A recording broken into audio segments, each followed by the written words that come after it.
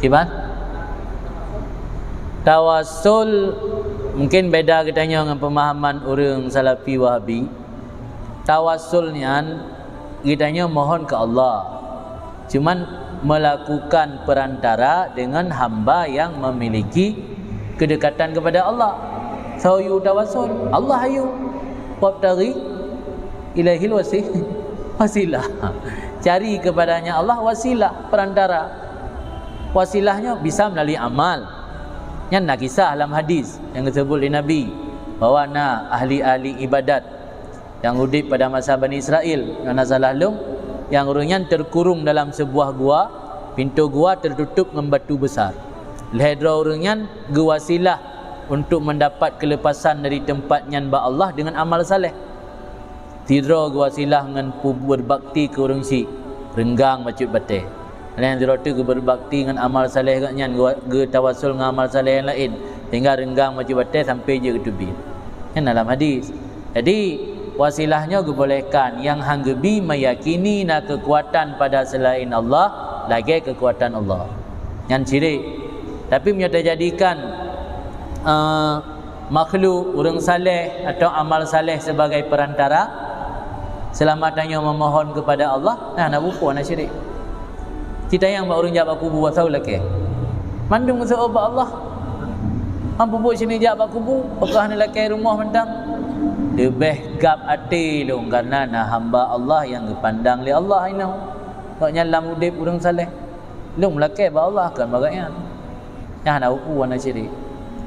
Tamal lagi tanya jak, apakah hantar cek proposal tambah langsung goli kota. Budak merumpak dengan orang yang dekat dengan wali kota. Yang kau wasilah kan.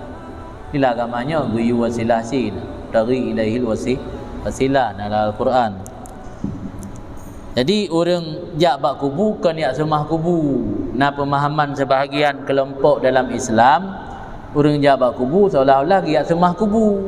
Sehingga orangnya gepegat tauhid, na tauhid rububiyah, na tauhid uluhiyah. Makna tauhid rububiyah tapi sabah rabbun. Pu makna rabbun malik wa khaliq, pencipta dan pemilik. Berarti sama lagi Abu Jahal dan Abu Lahab. Abu Jahal dan Abu Lahab kenurungan diyakini bahawa Allah Malik wa Khaliq. Dia tanya Abu Jahal, "So cipta langit bumi?" Allah. Tapi keyakinan Abu Jahal bahawa Lata, Uzza dan Manah akan dilakukan syafaat ba Allah ke katanya.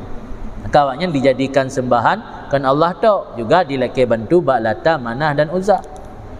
Tapi awaknya memiliki keyakinan Allah Rabbun. Tapi dalam bertuhan, hanya bertuhan ke Allah tu. Jadi istilah pun makna tauhid. Makna tauhid pernyataan bahawa hanya satu. Yang mana tauhid? Satu pencipta. Di tauhid Rabbun, tauhid rububiyah. Satu yang disembah. Tauhid ilahun, tauhid uluhiyah. Ipegat pembahagian tauhid laginya oleh kelompok tersebut untuk menuduh orang Islam yang melakukan tawassul. Berarti orang Islam yang bertawassul bagainya baruna tauhid rububiyah, sama lagi Abu Jahal dan Abu Lahab galamna tauhid uluhiyah. Maka galamna kana gesemah kubu. So pegah semah kubu, ipikir lawaknya. Maka salafinya salah fikir. Ipikir lawaknya tanya tajab kubu, tak semah kubu. Berapa nak orang jawab kubu semah kubu? Nyona syirik ke? Tak kira nak yang jawab kubu semah kubu? Nyona berarti syirik. Nyona kan syirik. Jawab doktor Rajab yang laki ubat pada demam. Yang yakini ubatnya memberi taksir walau tanpa Allah, syirik. Allah jadikan sesuatu sunnatullah kan. Kebiasaan Allah menjadikan sesuatu melalui sebab. Allah punya kemampuan untuk tamah manusia alam dunianya tanpa proses perkahwinan. Tapi sunnatullah melalui proses perkahwinan. Allah bisa saja gebetren ujian tanpa reduk. Tapi sunnatullah melalui reduk. Allah sah saja tiba-tiba muncul lamblang itu bit padi langsung je kau. Tapi sunnatullah melalui tatanam bijahilah. Sunnatullah kan. Jadi pakai ni ajib ubat karena sunnah Allah boleh melalui ubat. Berarti tajak bak doktor tak elake ubat dalam rangka untuk mewujudkan sunnatullah. Maka ketika mengkahwin, niat pertama unit mahabbah ke Allah.